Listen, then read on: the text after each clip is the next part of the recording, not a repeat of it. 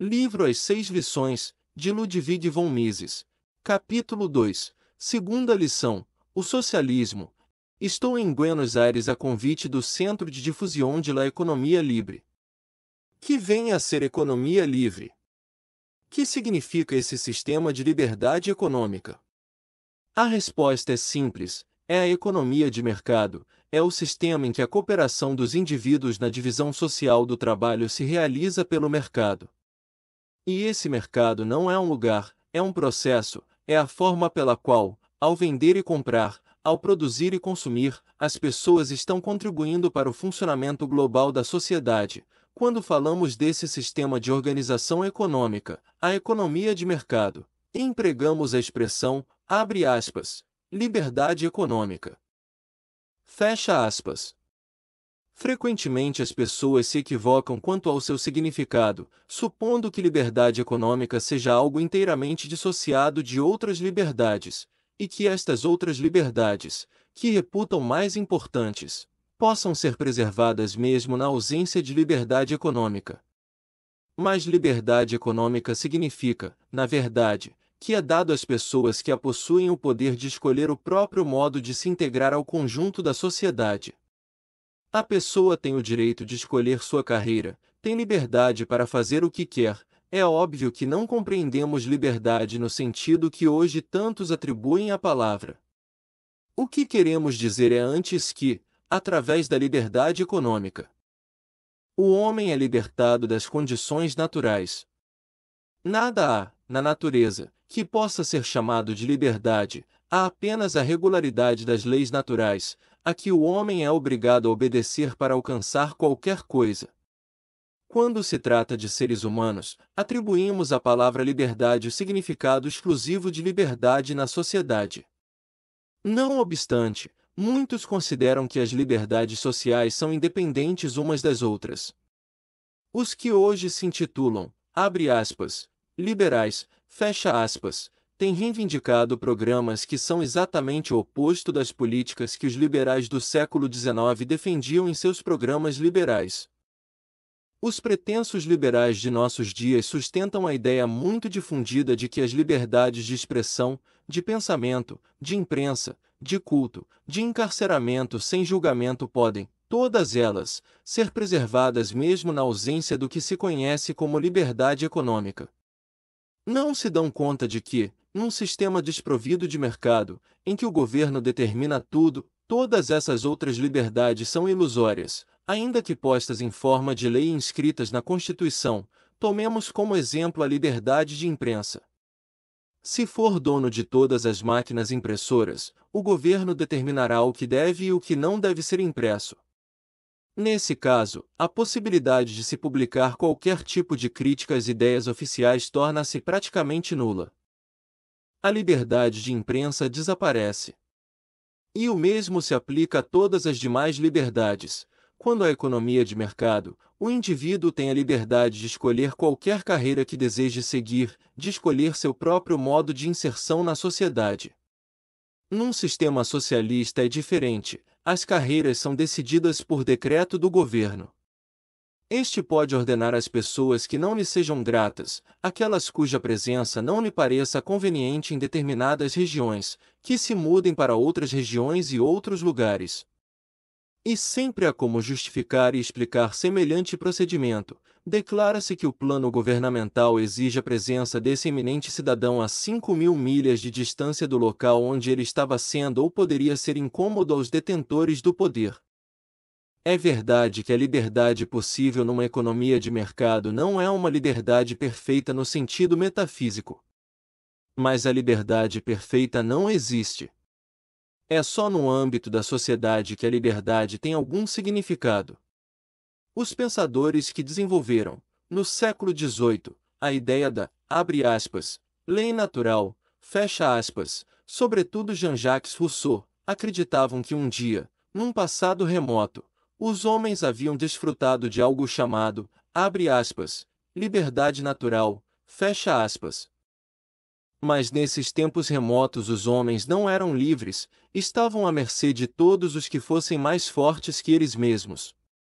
As famosas palavras de Rousseau, abre aspas, O homem nasceu livre e se encontra acorrentado em toda parte. Fecha aspas. Talvez sonhem bem, mas na verdade o homem não nasceu livre. Nasceu como uma frágil criança de peito. Sem a proteção dos pais, sem a proteção proporcionada a esses pais pela sociedade, não teria podido sobreviver. Liberdade na sociedade significa que um homem depende tanto dos demais como estes dependem dele. A sociedade, quando regida pela economia de mercado, pelas condições da economia livre, apresenta uma situação em que todos prestam serviços aos seus concidadãos e são, em contrapartida, por eles servidos. Acredita-se que existem na economia de mercado chefões que não dependem da boa vontade e do apoio dos demais cidadãos. Os capitães de indústria, os homens de negócios, os empresários seriam os verdadeiros chefões do sistema econômico. Mas isso é uma ilusão. Quem manda no sistema econômico são os consumidores. Se estes deixam de prestigiar um ramo de atividades, os empresários deste ramo são compelidos ou a abandonar sua eminente posição no sistema econômico, ou a ajustar suas ações aos desejos e às ordens dos consumidores. Uma das mais notórias divulgadoras do comunismo foi Beatrice Potter, nome de solteira de Lady Pasfield, também muito conhecida por conta de seu marido Sidney Webb. Essa senhora, filha de um rico empresário, trabalhou quando jovem como secretária do pai.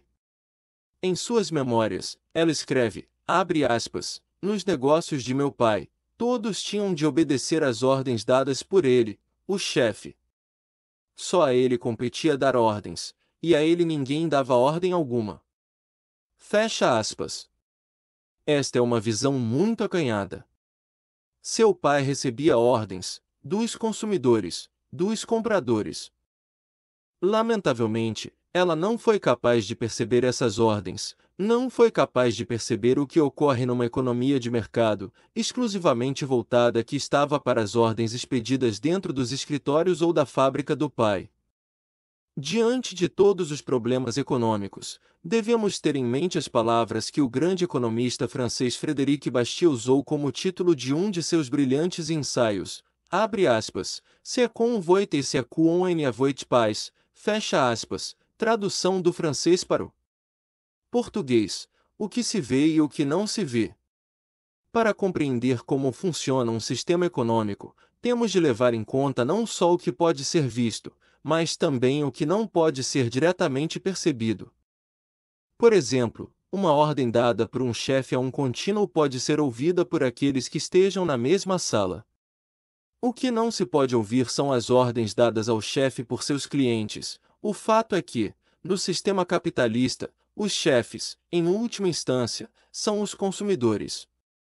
Não é o Estado, é o povo que é soberano. Prova disto é o fato de que lhe assiste o direito de ser tolo. Este é o privilégio do soberano. Assiste-lhe o direito de cometer erros, ninguém o pode impedir de cometê-los, embora, obviamente, deva pagar por eles. Quando afirmamos que o consumidor é supremo ou soberano, não estamos afirmando que está livre de erros, que sempre sabe o que melhor lhe conviria. Muitas vezes os consumidores compram ou consomem artigos que não deviam comprar ou consumir. Mas a ideia de que uma forma capitalista de governo pode impedir, através de um controle sobre o que as pessoas consomem, que elas se prejudiquem, é falsa.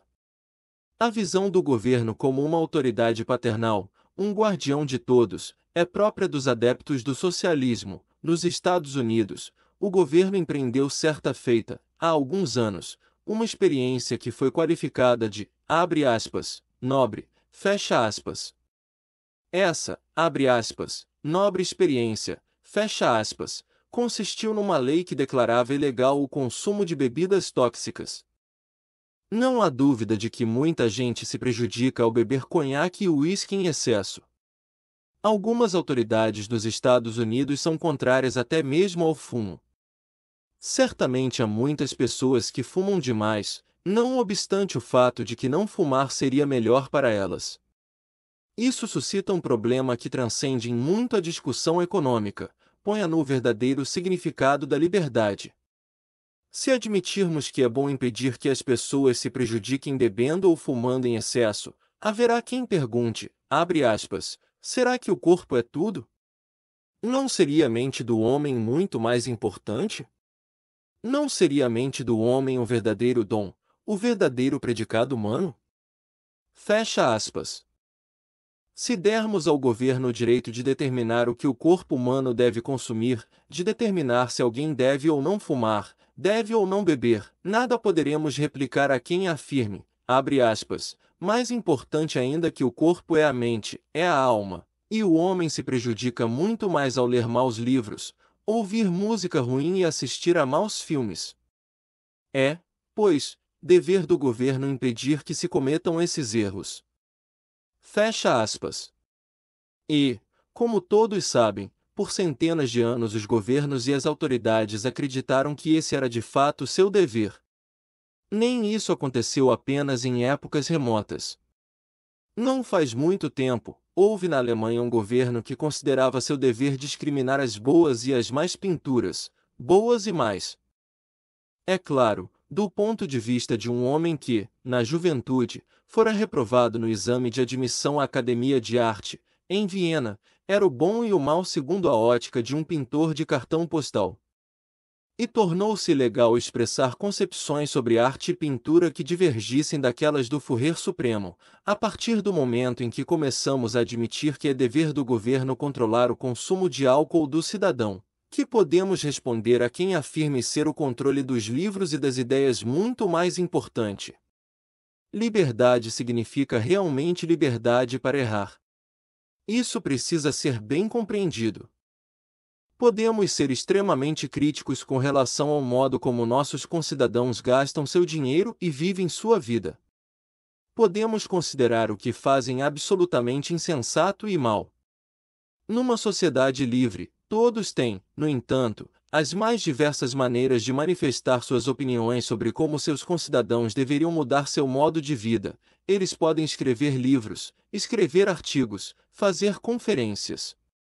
Podem até fazer pregações nas esquinas, se quiserem, e faz-se isso, em muitos países. Mas ninguém deve tentar policiar os outros no intuito de impedi-los de fazer determinadas coisas simplesmente porque não se quer que as pessoas tenham a liberdade de fazê-las. É essa a diferença entre escravidão e liberdade. O escravo é obrigado a fazer o que seu superior lhe ordena que faça, enquanto cidadão livre, e é isso que significa liberdade, tem a possibilidade de escolher seu próprio modo de vida. Sem dúvida esse sistema capitalista pode ser, e é de fato, mal usado por alguns. É certamente possível fazer coisas que não deveriam ser feitas. Mas se tais coisas contam com a aprovação da maioria do povo, uma voz discordante terá sempre algum meio de tentar mudar as ideias de seus concidadãos. Pode tentar persuadi-los, convencê-los, mas não pode tentar constrangê-los pela força policial do governo. Na economia de mercado, todos prestam serviços aos seus concidadãos ao prestarem serviços a si mesmos. Era isso que tinham em mente os pensadores liberais do século XVIII, quando falavam da harmonia dos interesses, corretamente compreendidos, de todos os grupos e indivíduos que constituem a população. E foi a essa doutrina da harmonia de interesses que os socialistas se opuseram. Falaram de um abre aspas, conflito inconciliável de interesses, fecha aspas, entre vários grupos. O que significa isso? Quando Karl Marx, no primeiro capítulo do Manifesto Comunista, esse pequeno panfleto que inaugurou seu movimento socialista, sustentou a existência de um conflito inconciliável entre as classes, só pode evocar, como ilustração a sua tese, exemplos tomados das condições da sociedade pré-capitalista.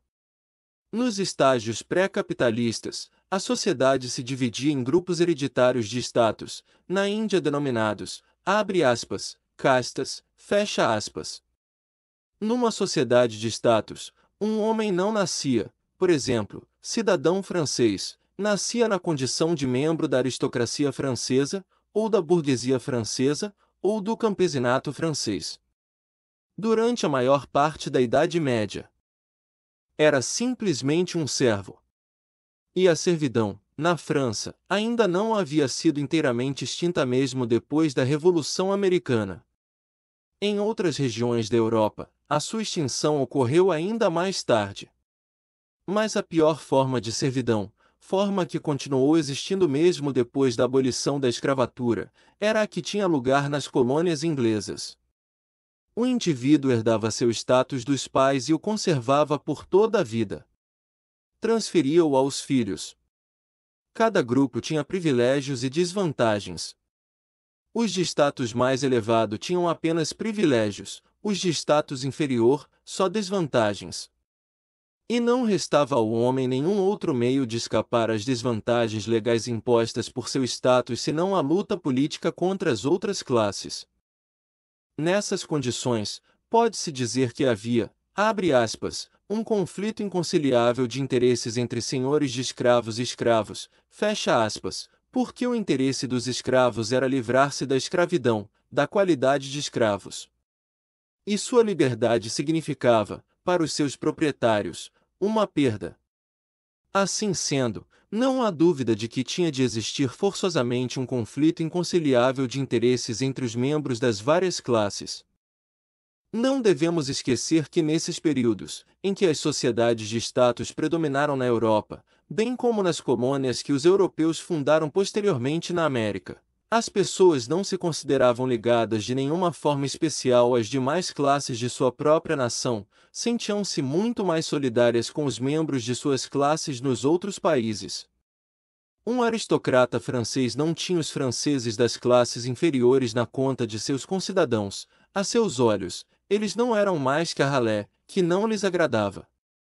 Seus iguais eram os aristocratas dos demais países, os da Itália, Inglaterra e Alemanha. Por exemplo, o efeito mais visível desse estado de coisas era o fato de os aristocratas de toda a Europa falarem a mesma língua. O francês, idioma não compreendido, fora da França, pelos demais grupos da população. As classes médias, a burguesia, tinham sua própria língua, enquanto as classes baixas, o campesinato, usavam dialetos locais, muitas vezes não compreendidos por outros grupos da população. O mesmo se passava com relação aos trajes.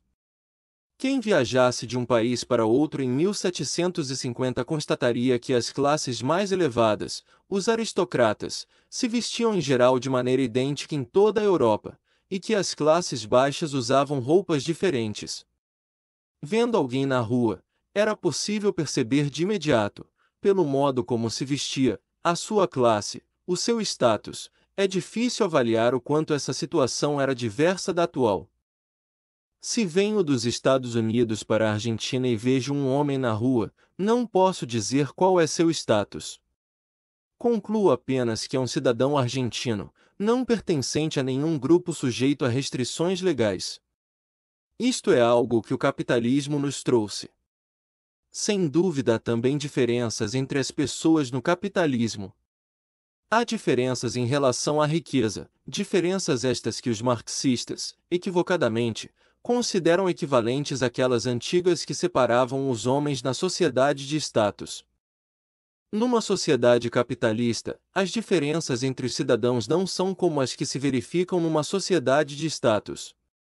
Na Idade Média, e mesmo bem depois, em muitos países, uma família podia ser aristocrata e possuidora de grande fortuna, podia ser uma família de duques, ao longo de séculos e séculos, fossem quais fossem suas qualidades, talentos, caráter ou moralidade. Já nas modernas condições capitalistas, verifica-se o que foi tecnicamente denominado pelos sociólogos de, abre aspas, mobilidade social, fecha aspas.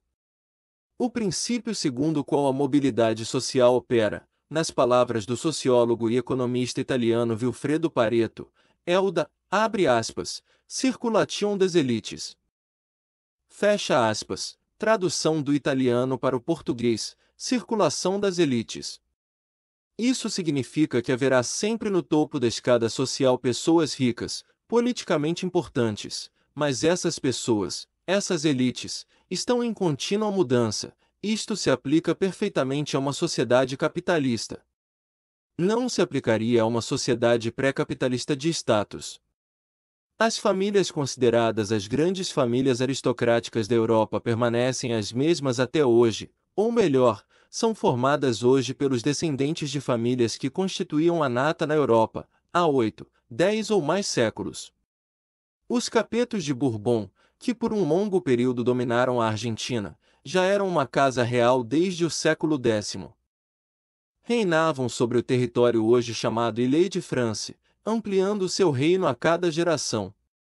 Mas numa sociedade capitalista há uma contínua mobilidade, pobres que enriquecem e descendentes de gente rica que perdem a fortuna e se tornam pobres. Vi hoje, numa livraria de uma rua do centro de Buenos Aires, a biografia de um homem que viveu na Europa do século XIX, e que foi tão eminente, tão importante, tão representativo dos altos negócios europeus naquela época, que até hoje, aqui neste país tão distante da Europa, encontram-se à venda exemplares da história de sua vida. Tive a oportunidade de conhecer o neto desse homem. Tem o mesmo nome do avô e conserva o direito de usar o título nobiliário que este, que começou a vida como ferreiro, recebeu 80 anos atrás.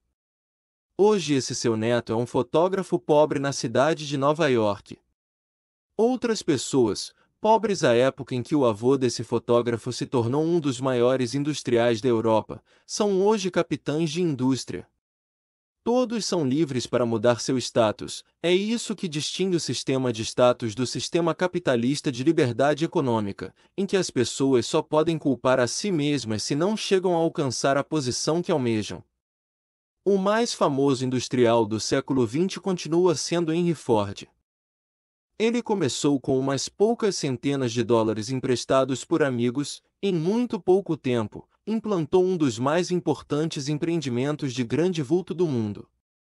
E podemos encontrar centenas de casos semelhantes todos os dias. Diariamente o New York Times publica longas notas sobre pessoas que faleceram.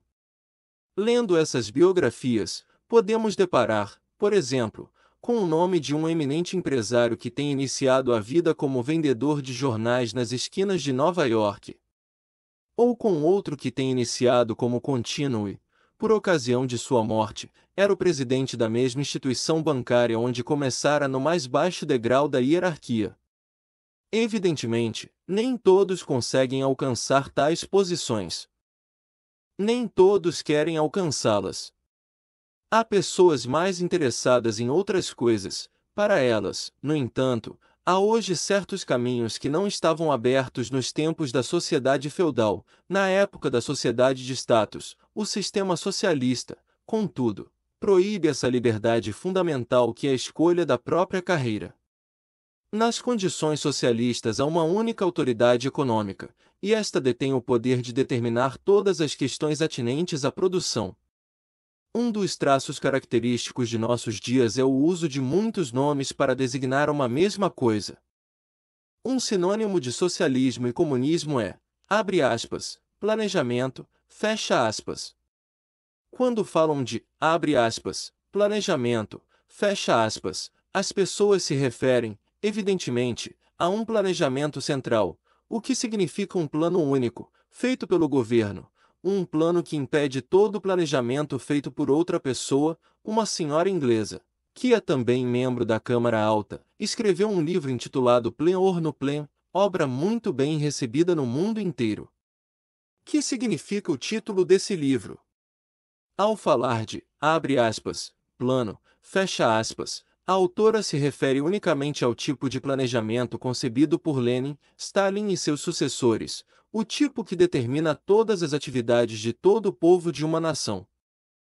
Por conseguinte, essa senhora só leva em conta o planejamento central, que exclui todos os planos pessoais que os indivíduos possam ter.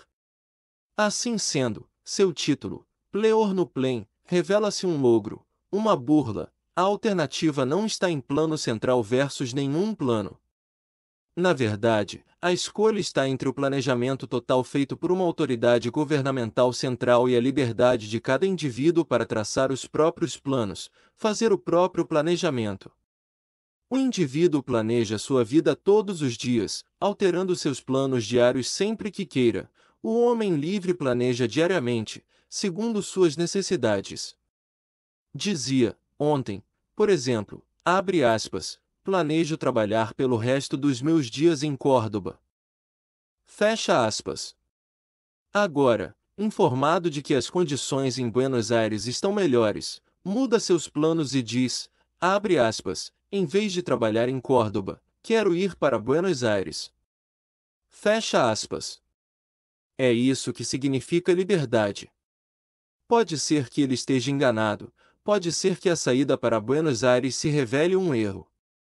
Talvez as condições lhe tivessem sido mais propícias em Córdoba, mas ele foi o autor dos próprios planos, submetido ao planejamento governamental. O homem é como um soldado num exército. Não cabe a um soldado o direito de escolher sua guarnição, a praça onde servirá. Cabe-lhe cumprir ordens. E o sistema socialista, como sabiam e admitiam Karl Marx, Lenin e todos os líderes socialistas, consiste na transposição do regime militar a todo o sistema de produção. Marx falou de, abre aspas, exércitos industriais, fecha aspas, e Lenin impôs, abre aspas, a organização de tudo, o correio, as manufaturas e os demais ramos industriais, segundo o modelo do exército, fecha aspas. Portanto, no sistema socialista, tudo depende da sabedoria, dos talentos e dos dons daqueles que constituem a autoridade suprema.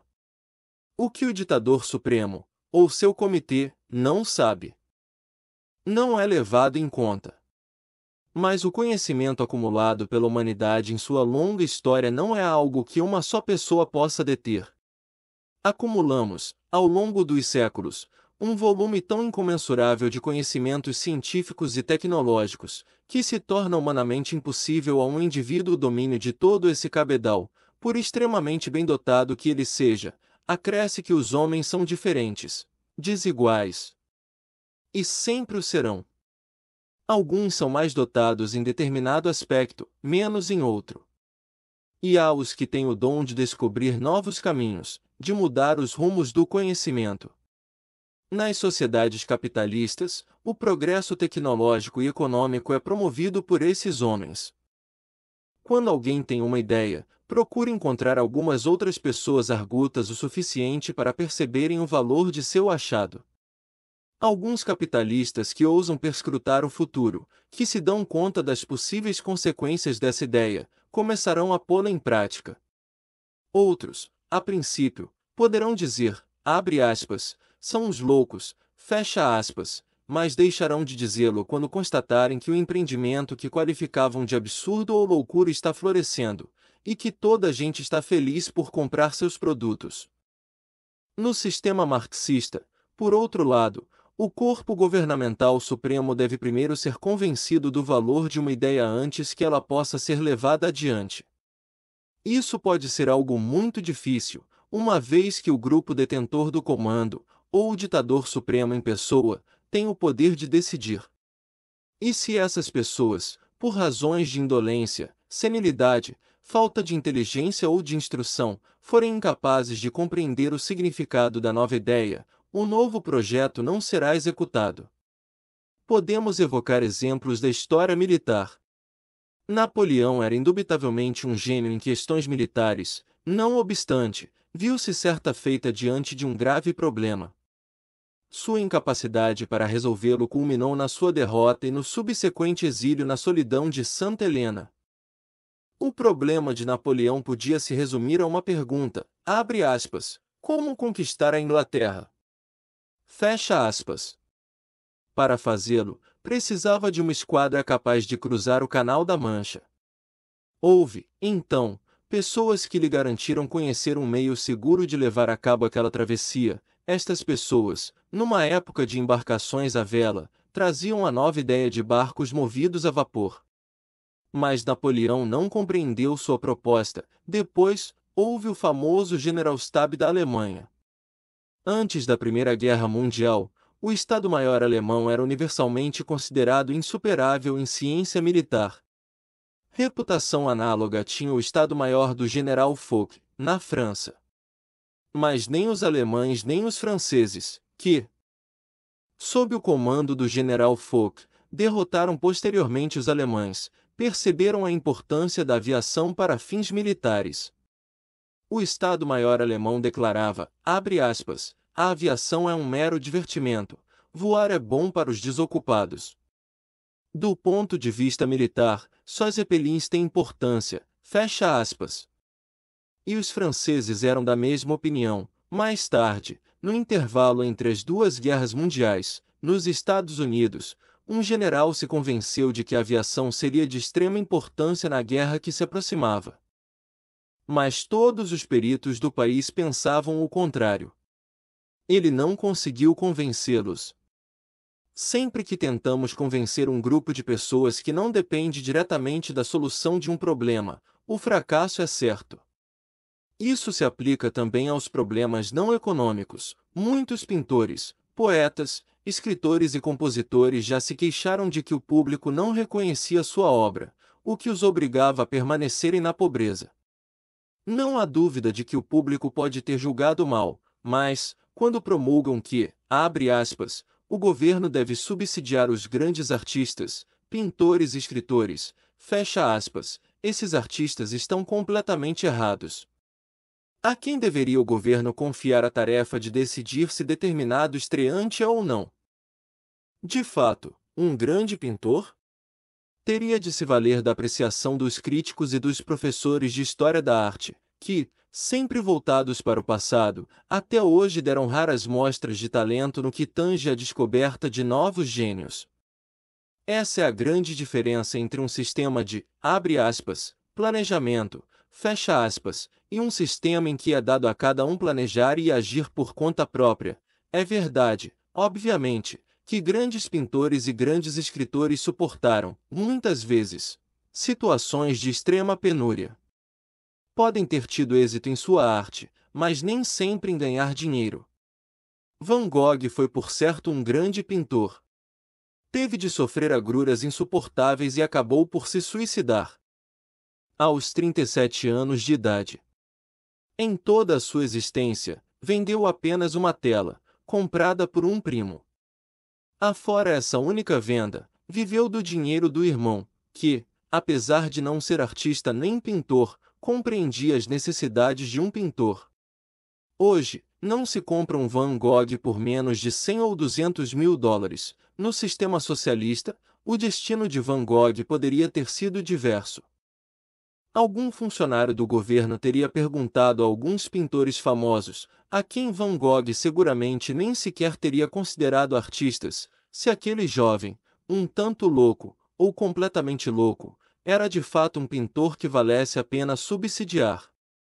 E com toda certeza eles teriam respondido, abre aspas, não, não é um pintor, não é um artista, não passa de uma criatura que desperdiça tinta, fecha aspas, e o teriam enviado a trabalhar numa indústria de laticínios, ou para um hospício. Todo esse entusiasmo pelo socialismo manifestado pelas novas gerações de pintores, poetas, músicos, jornalistas, atores, baseia-se, portanto, numa ilusão. Refiro-me a isso porque esses grupos estão entre os mais fanáticos defensores da concepção socialista. Quando se trata de escolher entre o socialismo e o capitalismo como sistema econômico, o problema é um tanto diferente. Os teóricos do socialismo jamais suspeitaram que a indústria moderna, juntamente com todos os processos do moderno mundo dos negócios, se basearia no cálculo. Os engenheiros não são, de maneira alguma, os únicos a planejarem com base em cálculos, também os empresários são obrigados a fazê-lo. E os cálculos do homem de negócios se baseiam todos no fato de que, na economia de mercado, os preços em dinheiro dos bens não só informam o consumidor, como fornecem ao negociante informações de importância vital sobre os fatores de produção, porquanto o mercado tem por função primordial determinar não só o custo da última parte do processo de produção, mas também o dos passos intermediários. O sistema de mercado é indissociável do fato de que há uma divisão mentalmente calculada do trabalho entre os vários empresários que disputam entre si os fatores de produção, as matérias-primas, as máquinas, os instrumentos, e o fator humano de produção, ou seja, os salários pagos à mão de obra. Esse tipo de cálculo que o empresário realiza não pode ser feito se ele não tem os preços fornecidos pelo mercado. No instante mesmo em que se abolir o mercado, e é o que os socialistas gostariam de fazer, ficariam inutilizados todos os computos e cálculos feitos pelos engenheiros e tecnólogos.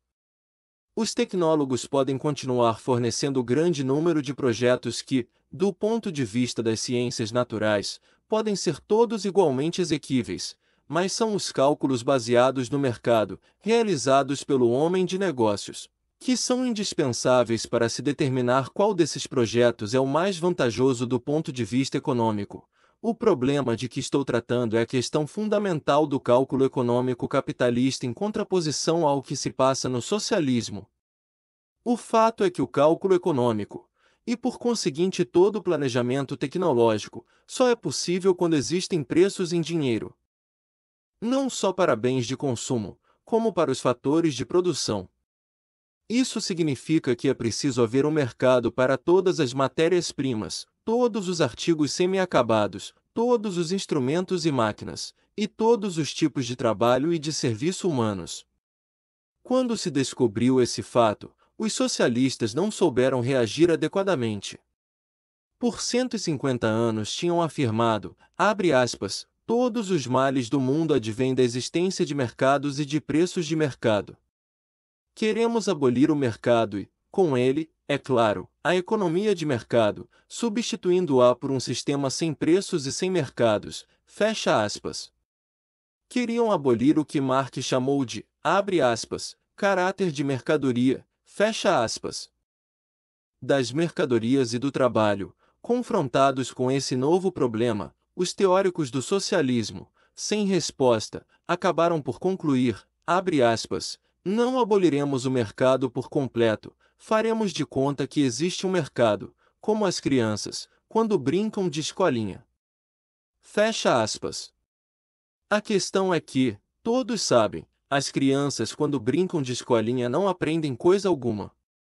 É só uma brincadeira, uma simulação, e se pode, abre aspas, simular, fecha aspas, muitas coisas. Este é um problema muito difícil e complexo, e para analisá-lo em toda a sua amplitude seria necessário um pouco mais de tempo do que o que tenho aqui. Explaneio em detalhes em meus escritos. Em 6 palestras, não posso empreender uma análise de todos os seus aspectos. Assim sendo, quero sugerir-lhes, caso estejam interessados no problema básico de impossibilidade do cálculo e do planejamento no socialismo, a leitura de meu livro Ação Humana, encontrável em espanhol em excelente tradução, mas leiam também outros livros, como o do economista norueguês Trygve, que escreveu sobre o cálculo econômico. E, se não quiserem ser unilaterais, recomendo a leitura do livro socialista mais respeitado sobre o assunto. Da autoria do eminente economista polonês Oskar Lange, que foi por algum tempo professor numa universidade americana, tornou-se depois embaixador da Polônia, voltando, posteriormente, para o seu país. Provavelmente me perguntarão, abre aspas, e a Rússia? Como enfrentam os russos esse problema? Fecha aspas. Nesse caso, a questão muda de figura. Os russos gerem seu sistema socialista no âmbito de um mundo em que existem preços para todos os fatores de produção, para todas as matérias-primas, para tudo. Por conseguinte, podem utilizar, em seu planejamento, os preços do mercado mundial. E, visto que há certas diferenças entre as condições reinantes na Rússia e as reinantes nos Estados Unidos, frequentemente o resultado é que, para os russos, parece justificável e aconselhável, de seu ponto de vista econômico, algo que, para os americanos, absolutamente não se justificaria economicamente, abre aspas. A experiência soviética, fecha aspas, ou, abre aspas, experimento, fecha aspas, como foi chamada, não prova coisa alguma. Nada revela sobre o problema fundamental do socialismo, o problema do cálculo. Mas teríamos razões para caracterizá-la como, abre aspas, experiência, fecha aspas. Não creio que, no campo da ação humana e da economia, possamos ter algo que se assemelhe a um experimento científico. Não se pode fazer experimentos de laboratório no campo da ação humana, porque um experimento científico requer a réplica de um mesmo procedimento sob diversas condições, ou a manutenção das mesmas condições acompanhada da criação de talvez um único fator. Por exemplo, se injetarmos num animal canceroso um medicamento experimental, o resultado pode ser o desaparecimento do câncer. Poderemos testar isso com vários animais da mesma raça, portadores da mesma doença. Se tratarmos parte deles com o novo método e não tratarmos outros, poderemos comparar os resultados. Ora, nada disso é viável no campo da ação humana. Não há experimentos de laboratório nesse plano, a chamada, abre aspas, experiência, fecha aspas, soviética mostra tão somente que o padrão de vida na Rússia soviética é incomparavelmente inferior ao padrão alcançado pelo país mundialmente reputado paradigma do capitalismo, os Estados Unidos. Se dissermos isto a um socialista, ele certamente contestará, abre aspas, as coisas na Rússia estão correndo maravilhosamente bem. Fecha aspas. E nós responderemos, abre aspas, podem estar maravilhosas, mas o padrão de vida é, em média, muito baixo. Fecha aspas. Então ele retrucará, abre aspas, sim, mas lembre o quanto os russos sofreram com os czares. E a terrível guerra que tivemos de enfrentar.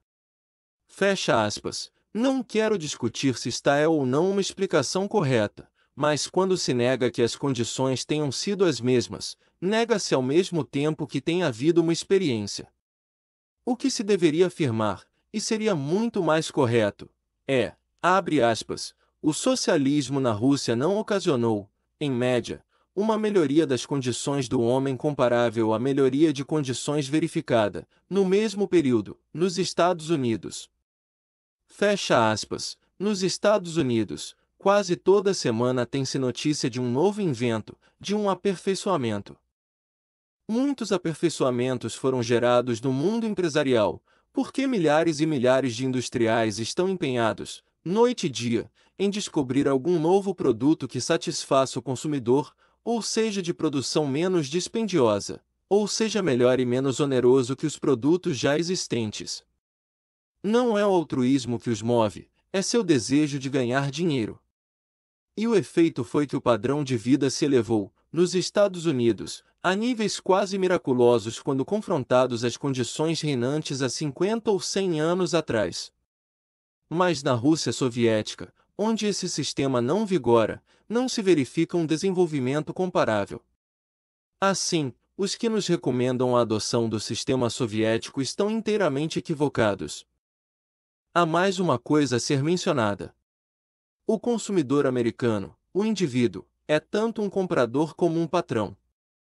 Ao sair de uma loja nos Estados Unidos, é comum vermos um cartaz com os seguintes dizeres, abre aspas, gratos pela preferência. Volte sempre. Fecha aspas.